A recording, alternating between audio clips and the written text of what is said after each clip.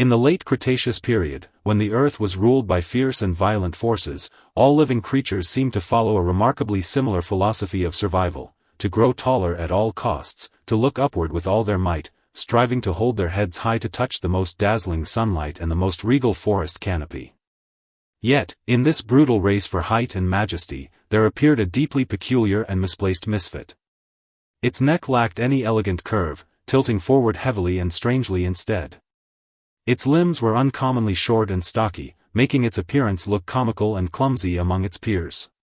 Tonight, by the gentle flicker of the hearth, let us immerse ourselves in this story, one you need not effort to remember, and step into the true lifetime of this ancient creature.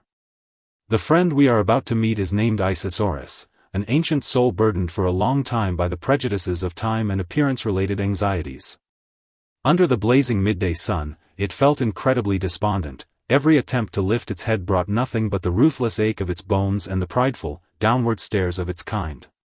But the wonder of destiny often lies right here. When those towering giants exhaust their energy in daytime rivalries and sink into deep sleep at midnight, the miracle belonging to Isis truly begins. As the clamor recedes and darkness drapes a tender veil over the primeval forest, Isis slowly opens its eyes.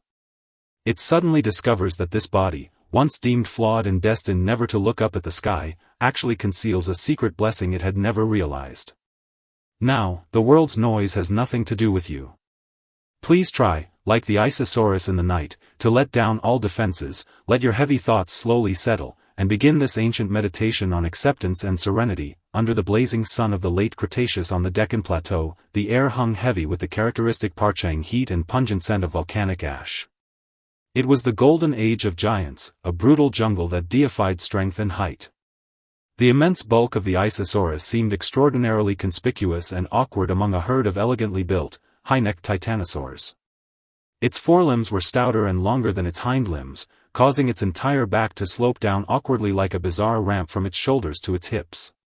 What brought it the deepest self-consciousness was its completely unerectable neck. Rather than curving upward like a swan's, it jutted straight forward mechanically, as if born carrying a heavy, unremovable yoke. Whenever the first rays of dawn touched the forest, its peers would effortlessly stretch their long necks to gracefully pluck the tenderest leaves growing 100 meters high, their calls echoing through the misty clouds, filled with a conqueror's pride. Meanwhile, Isis could only stand at the margins of the shadows, unable to raise its gaze even to the middle section of the trees due to its anatomical limitations. The sun beat down on its rough, bumpy skin, causing waves of scorching pain, and the concrete-like dust kicked up by the towering dinosaurs as they passed isolated it completely within the darkness. During countless moments ruled by the daytime, Isis habitually hid itself deep within the thickest brush, its heart overflowing with a sense of powerlessness and resentment toward its own misshapen body.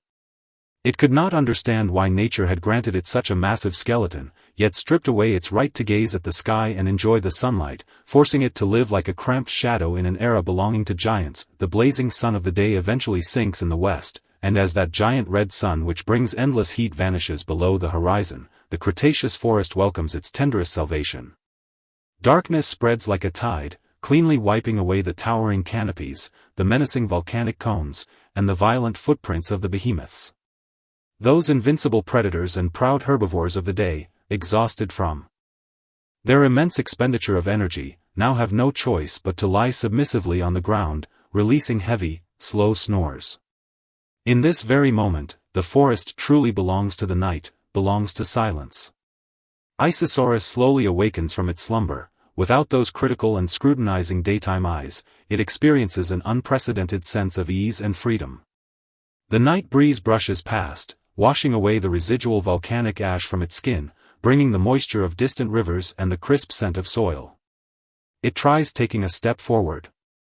Its uncommonly short limbs, which seemed so clumsy during the day, exhibit an astonishing stability in the deep night, free from haste and comparison.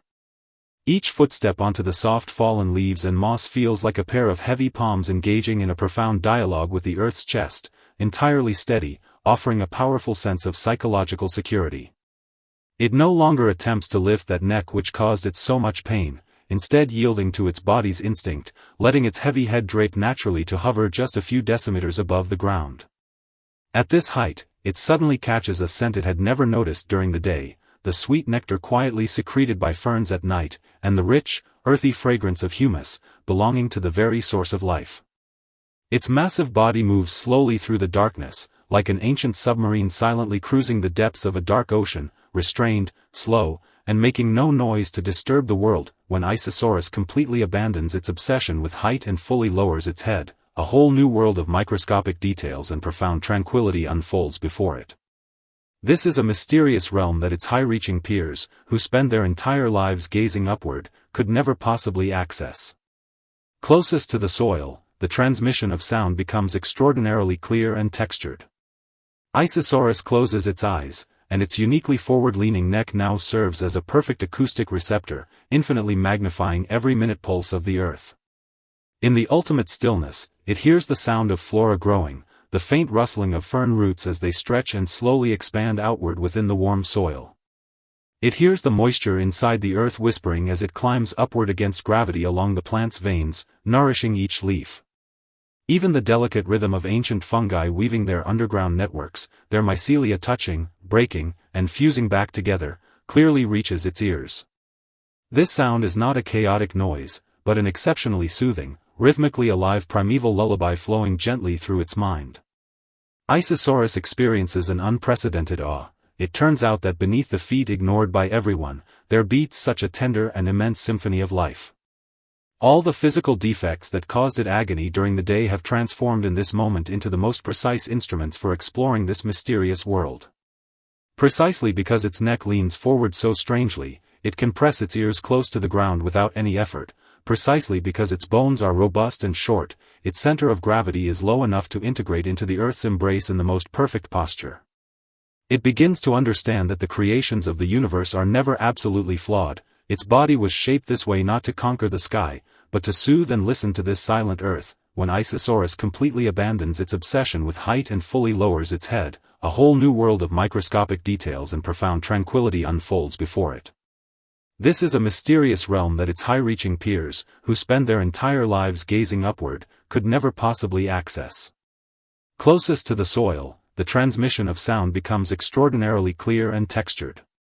Isosaurus closes its eyes, and its uniquely forward-leaning neck now serves as a perfect acoustic receptor, infinitely magnifying every minute pulse of the earth. In the ultimate stillness, it hears the sound of flora growing, the faint rustling of fern roots as they stretch and slowly expand outward within the warm soil. It hears the moisture inside the earth whispering as it climbs upward against gravity along the plant's veins, nourishing each leaf. Even the delicate rhythm of ancient fungi weaving their underground networks, their mycelia touching, breaking, and fusing back together, clearly reaches its ears. This sound is not a chaotic noise, but an exceptionally soothing, rhythmically alive primeval lullaby flowing gently through its mind. Isosaurus experiences an unprecedented awe. It turns out that beneath the feet ignored by everyone, there beats such a tender and immense symphony of life. All the physical defects that caused it agony during the day have transformed in this moment into the most precise instruments for exploring this mysterious world. Precisely because its neck leans forward so strangely, it can press its ears close to the ground without any effort. Precisely because its bones are robust and short, its center of gravity is low enough to integrate into the earth's embrace in the most perfect posture. It begins to understand that the creations of the universe are never absolutely flawed. Its body was shaped this way not to conquer the sky, but to soothe and listen to this silent earth. Throughout the long history of the Cretaceous period, Isosaurus silently repeated its nightly journeys, using a posture of humility to withstand the ferocity of its era. As the stars begin to fade gently in the western sky, the deepest and coldest hour before dawn silently arrives. This is the quietest moment of the entire night. Even the most industrious insects have ceased their chirping, and all of creation is settling down for the final time in preparation for the approaching dawn. Isosaurus slowly opens its eyes. Its gaze no longer carries the panic of the previous morning, but is filled instead with a tender, stoic understanding of its destiny. It slowly stands up, presses its head close to the patch of moss that accompanied it all night one last time, and gently exhales a breath of vapor, like a profound gesture of gratitude to this land. It knows that before long, that piercing sun will rise again, the daytime clamor, the exclusion by its peers, and the pressures of survival will arrive exactly as scheduled. But this time, there is no fear or despondency left in its heart, because the strength granted by the night has already been deeply etched into its stocky bones and forward-slanted vertebrae. No matter how frantic or obsessed with height and majesty the daytime world becomes, it knows that beneath its feet, a gentle world will always be waiting. It will carry this secret treasure, obtainable only by lowering one's head, to calmly face all the daytime storms, walking through its own unique and magnificent life like a dedicated practitioner.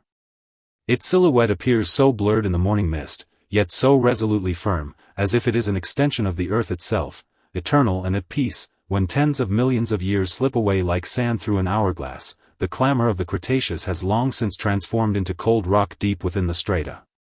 Those titanosaurs, once invincible and towering into the clouds, ultimately surrendered their bones, whether proud or clumsy, back to this earth, just as the Isis did. When modern scientists stand before the fossilized, strangely forward-slanted cervical vertebrae and stocky limbs of the Isis, releasing sighs of bewilderment in tedious laboratories, they will perhaps never know what a perfect night this body once possessed. It answers that ancient riddle regarding physical appearance and worth: when destiny does not grant you wings to gaze at the stars, perhaps it hopes you can caress and listen to this world well on its behalf. Now, the story of Isis has gently drawn to a close, but the serenity and reconciliation it left behind remain in this deep night, remaining right by your side.